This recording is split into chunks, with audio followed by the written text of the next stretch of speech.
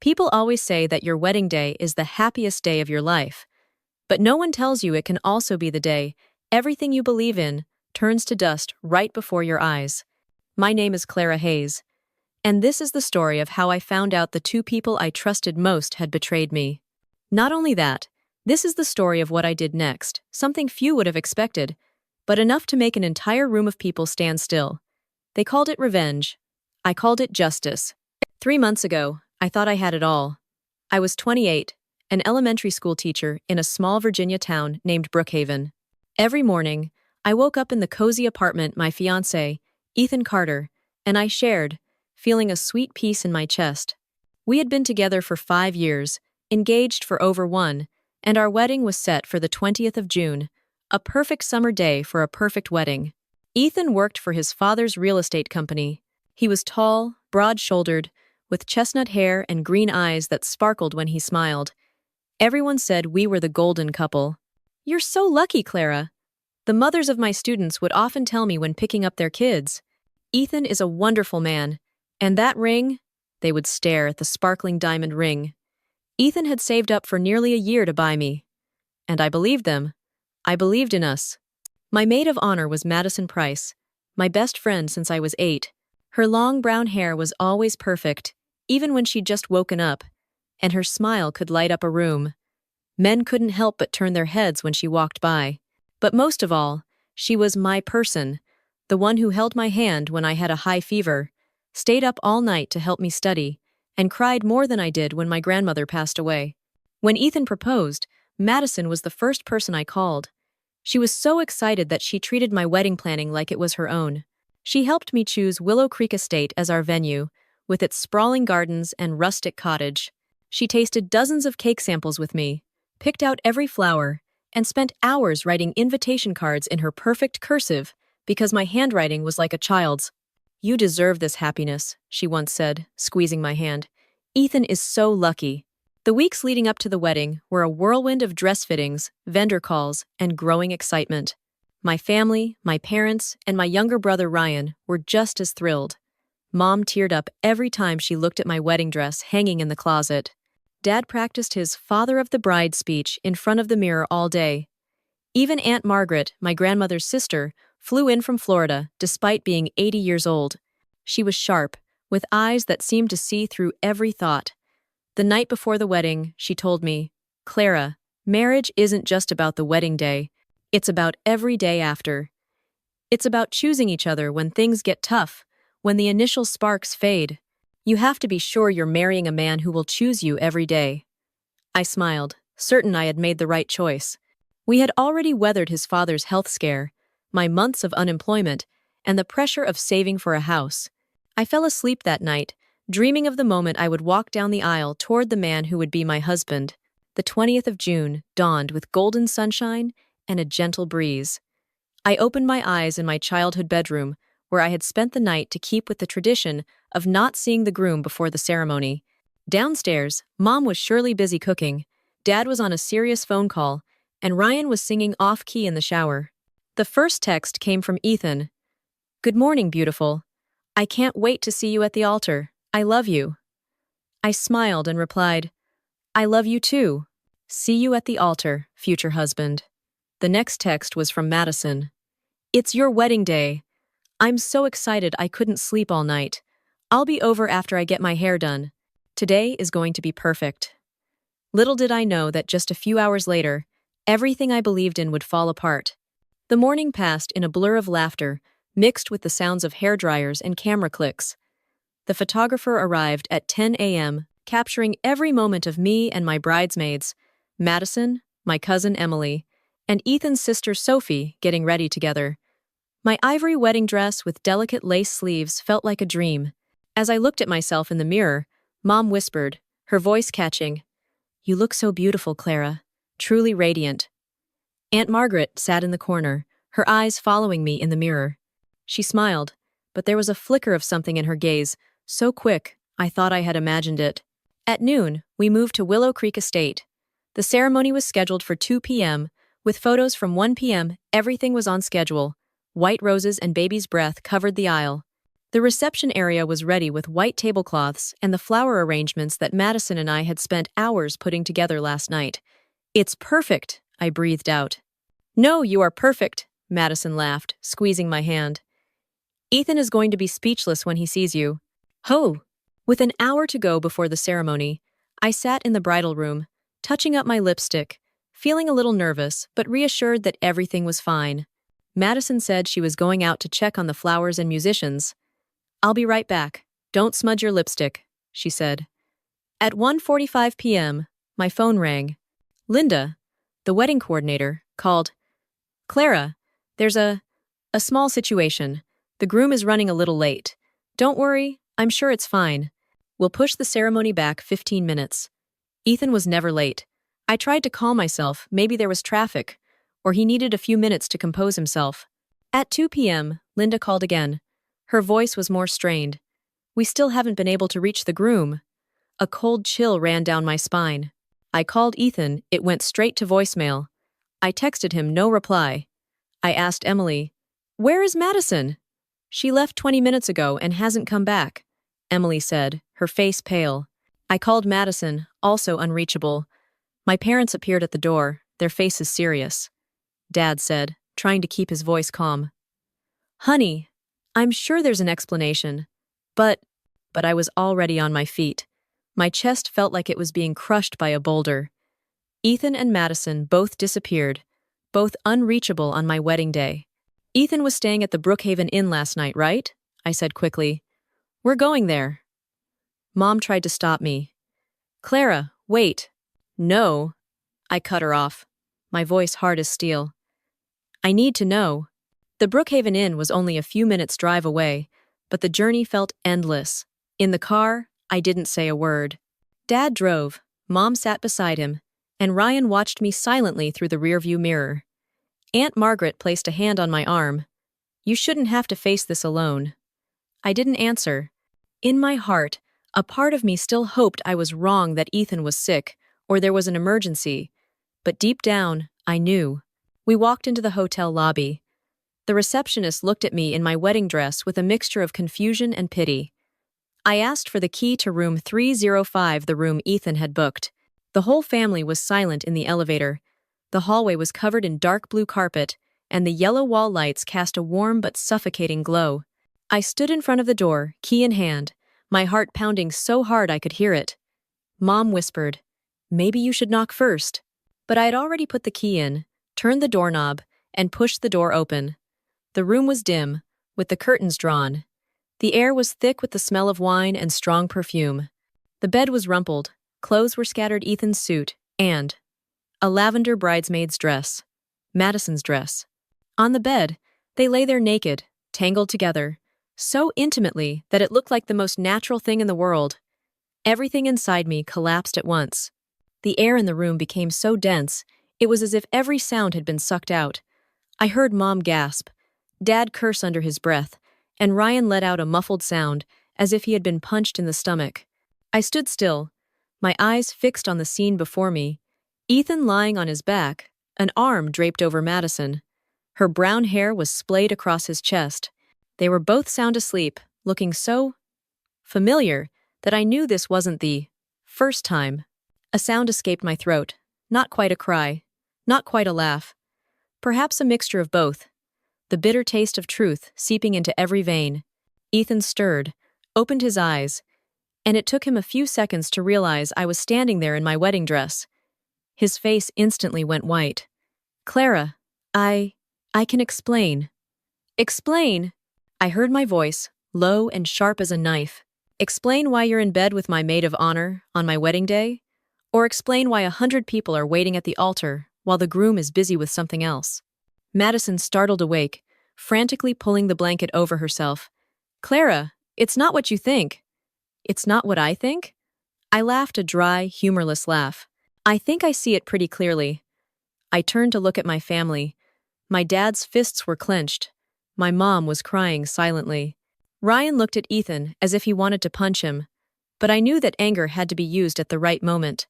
"Get everyone up here," I said, my voice still steady. Mom frowned. "You want everyone. His parents, his sister, the groomsmen, Whoever is waiting down there. Call them all up. Ethan jumped up, stammering, Clara, don't, we can talk about this in private. Private? I looked him straight in the eye. You made our wedding a joke in front of the whole town, and now you want privacy? No, Ethan. Everyone is going to see your true colors. I took out my phone and dialed each number myself. My voice was so calm, it surprised even me. Mr. Carter, I need you and everyone else to come up to room 305 at the Brookhaven Inn, right now.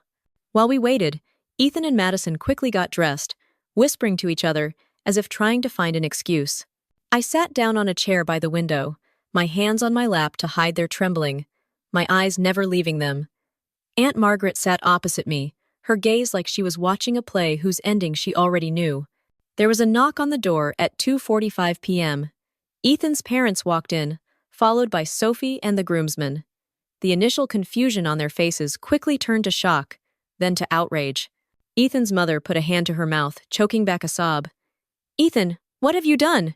What followed was a clamor of voices, questions, and a few choked sobs. But then I spoke, my voice loud enough to cut through it all. This isn't just about today. This has been going on for months. While I was busy choosing flowers, writing invitations, and trying on dresses, these two were busy with other things. I turned to Madison, pulling another hotel keycard from her pocket, not from the Brookhaven Inn. Riverside Hotel. Room 412, last month. Ethan, didn't you say you were meeting college friends in the city that night? No one said a word. They didn't have to. The truth was right there, as bare as they had been just minutes ago. The hotel room felt like a bomb had just gone off, the acrid smoke, not from gunpowder, but from a truth no one wanted to hear. Ethan tried to hold my gaze, stammering, Clara, it was just a stupid mistake. We can cancel the wedding today, go to marriage counseling, and then… Counseling? I cut him off, my voice sharp as a blade. You sleep with my best friend right before our wedding, for months on end, and now you want me to cure that rotten wound? No, Ethan. We're not going to cure anything. We're going to tell the truth. I stood up, my wedding dress sweeping across the carpet. Everyone get back to the wedding venue. Right now. Madison shrank back, clutching the hotel robe tightly. Clara, I can't go out there. I can't handle it. You should have thought of that before you got into bed with my fiancé, I said, my voice ice cold. Get dressed. Both of you are coming with me. The convoy of cars left the Brookhaven Inn in a heavy silence. I sat in the back of my dad's car, watching the familiar streets recede through the window, as if I was leaving behind an old life. Behind us, the cars of Ethan's family, friends, and some relatives were close behind. Dad looked at me through the rearview mirror.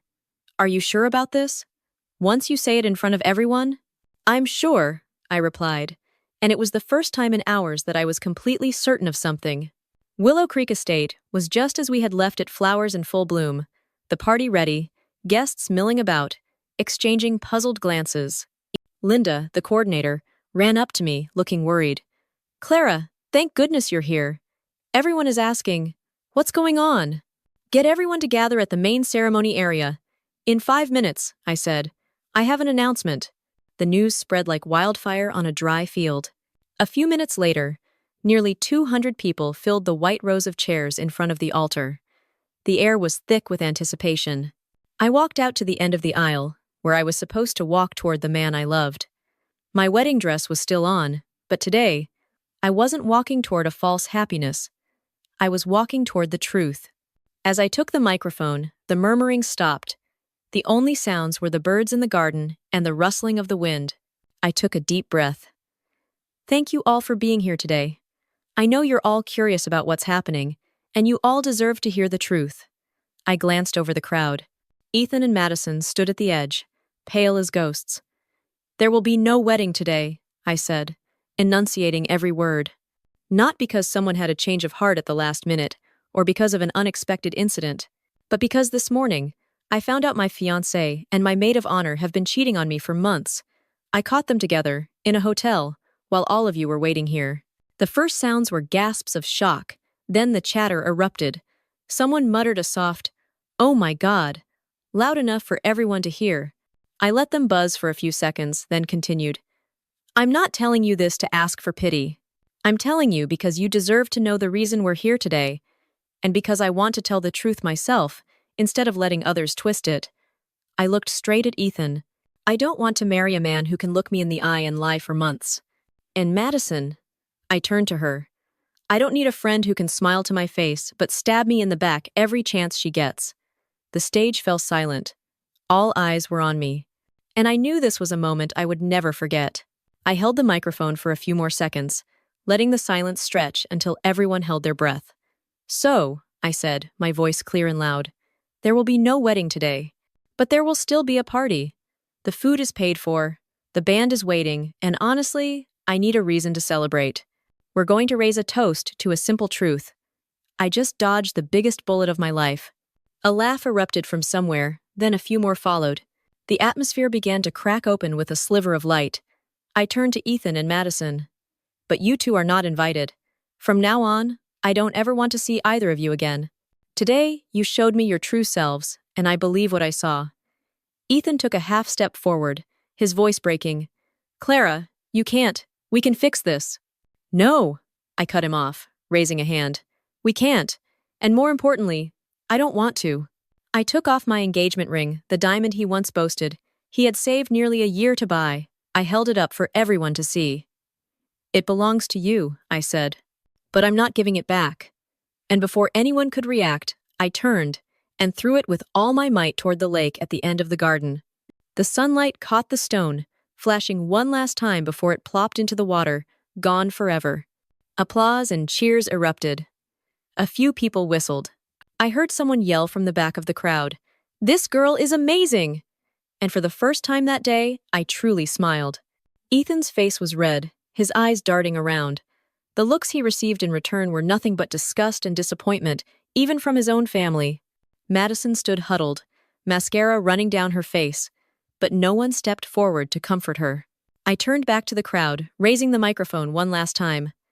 Thank you all for being here not to witness a wedding, but to witness the moment I chose myself over people who weren't worthy. Now then. I took a deep breath and placed the microphone on the podium. Who wants to party? The band started playing. I Will Survive, the drums kicking in, the laughter blending with the music. Guests got up, heading toward the reception area, leaving Ethan and Madison frozen in place. They had to weave through the crowd to get out, and people silently moved aside, their eyes as cold as steel. As they disappeared from view, I knew our story had ended. Right here, witnessed by everyone. What I didn't expect was, the crowd didn't disperse. No one seemed awkward or quietly left out of secondhand embarrassment for the bride. Instead, they seemed energized. Emily, my cousin, was the first to speak up. You heard the bride. This is officially the most epic escape party in Brookhaven history. Laughter rang out, and dozens of people began to leave their seats, heading toward the reception. The band switched to more upbeat tunes. The white chairs where I was supposed to sign my marriage license were now empty, with only a few fallen petals scattered around like a stage after a performance. But I felt no regret. Ethan and Madison were gone, forced to walk through a path of silent guests. I just glanced, not bothering to care. There was no value left to hold on to. Ethan's mom stopped before leaving with her husband and daughter. Her eyes were red. Clara, I am so sorry. I thought I had raised a better man than this. Don't blame yourself, I replied gently. You're a wonderful mother. It's just that sometimes people choose the worst way to live. She hugged me, whispering in my ear. You're going to be fine, even better than fine. Sophie, Ethan's sister, stayed longer. Her eyes were teary, but her voice was firm. I didn't know about this, I swear, and I'm ashamed of my brother. I believe you, I said, giving her a gentle hug. He's still your brother, but you don't have to carry what he did. No way, Sophie replied, her voice resolute. This is unforgivable. As the music and laughter began to fill the reception area, Aunt Margaret appeared beside me. She didn't say anything at first, just stood there, a glass of champagne in her hand, watching the crowd dancing and chatting, as if it were a birthday party. Are you okay, Clara? She asked, her voice low and steady. Better than I thought, I said honestly. I thought I would collapse, but I looked around. I feel relieved, like I just took off a burden I didn't even know I was carrying. She nodded, her lips curving slightly. because you just escaped from settling for less than you deserve. We fell into a comfortable silence, watching Ryan, my usually quiet brother, diving onto the dance floor with his friends, shouting, "A toast to my sister!" Everyone responded in unison, and the champagne glass in my hand trembled slightly with the applause. That night, I wasn't just celebrating the cancellation of a wedding, I was celebrating the rediscovery of myself. 3 months after the day I stood at the altar and declared my choice to pick myself, my life was completely different. I moved into a small apartment in downtown Brookhaven, where I could make coffee in the morning, open the window, and watch the bustling street without the shadows of the past lurking in every corner. I took on a volunteer job at a women's support center for women who were also learning to get back on their feet after heartbreak.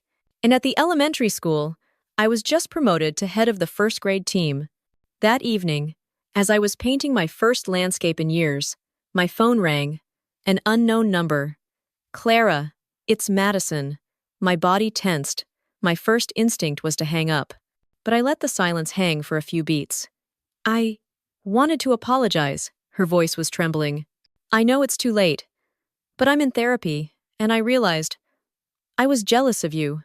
You had everything I thought I could never have." And when Ethan started confiding in me about how he was having doubts about the wedding, I didn't tell him to talk to you. I encouraged him. I felt a strange sadness, not for myself, but for the part of Madison that was so broken she saw betrayal as a solution. "I'm not calling for forgiveness," she continued. "I just want you to know, it wasn't because you weren't good enough. It's because I was a terrible person and he was a coward." I breathed out, soft and steady. "You're right. I won't forgive you. But I'm done with this." The call ended, leaving behind a strange void. No anger, just closure. I went back to my easel, and when a text notification came, I glanced at it. Ryan invited me for Mom's Sunday dinner. Emily asked me to go for wine at a new bar. And a text from Daniel, the barista at my favorite coffee shop. "Clara, are you free this weekend? I'd like to take you out to dinner." I smiled. A year ago, I would have made an excuse about not being ready. But now, I was ready not because I needed someone to fill a void, but because my life was already full. I texted back, "Saturday night sounds great." Before I turned off the lights to go to sleep, I caught a glimpse of myself in the mirror. I was no longer the bride standing at the hotel room door, collapsing at the sight of the truth. In front of me was a woman who understood her own worth and would never again settle for less than she deserved. And with a faint smile, I knew this was the real beginning.